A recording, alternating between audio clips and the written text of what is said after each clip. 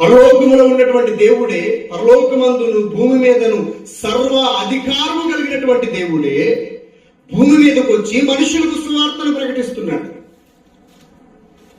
ఎంత విచిత్రంగా ఉంటుందో, ఎంత ఆశ్చర్యంగా ఉంటుందో ఇదంతా కూడా. అంటే తన పనిని తానే మొదలు పెట్టాడు. కొన్ని సందర్భాలలో మనం పని చేస్తున్నప్పుడు, పిల్లలకు మనం ఏదైనా నేర్పాలనుకుంటున్నప్పుడు ముందు మనం పని చేయాలి. నువ్వు మోకాలు వేసి ప్రార్థన చేస్తే నీ కడుపు పుట్టిన పిల్లలు నేను చూసి వాళ్ళు కూడా మోకాలు వేస్తారు.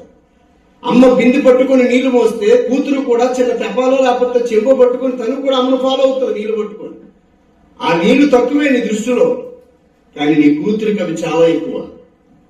అమ్మ ఎలా నీళ్లు మోస్తుందో చూస్తుంది, అలాగే నీళ్లు మోస్తుంది. అమ్మ ఎలా గొడవాడుతుందో చూస్తుంది, అలాగే గొడవాడుతుంది ఈ పిల్ల కూడా. అమ్మ ఎలా బూతులు మాట్లాడుతుందో నేర్చుకుంటుంది జాగ్రత్తగా. అయ్యే బూతులు వాళ్ళ ఫ్రెండ్స్ దగ్గర మాట్లాడుతుంది. ఈ పిల్లకి మాటలు ఎక్కడి నుంచి